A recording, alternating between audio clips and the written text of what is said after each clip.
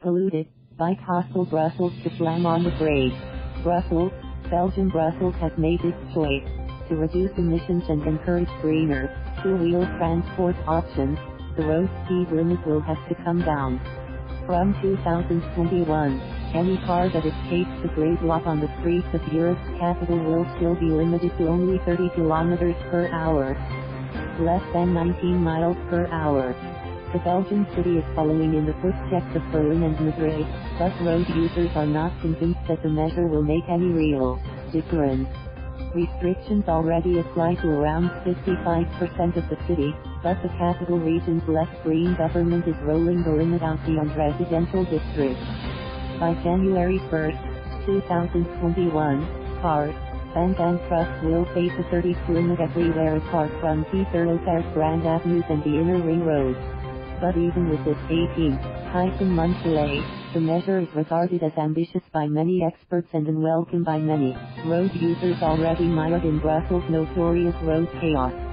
Benoit Godart, spokesman for road safety agency Briton, said studies have shown that without physical speed limiting infrastructure, drivers ignore limits. It is just a question of a couple of signs announcing the start and end of a 30-kilometer zone, that's no use, he told AFP. But if it's a question of putting in traffic calming measures, that will come at a cost to both the capital region and the 19 communes that make up the city. Doesn't feel safe. Conservative opposition councilors are opposed and, perhaps not surprisingly, so are taxi drivers. Traffic congestion makes it impossible to pass 30 and 40 kilometers an hour anyway, said Fethi Dhib, who has been on the road since 1987. In this, Brussels has more in common with congestion champions, London and Moscow, than bike-riding cities in the Netherlands or Scandinavia. In the UK capital, the average speed is 10 kilometers per hour. Belgian cyclist associations and environmental groups have welcomed the limit change, however. And Godart said his agency believes it will improve the safety of other road users. A pedestrian hit by a vehicle traveling 30 has around 3 times more chance of survival than when hit by a vehicle traveling 50, he said.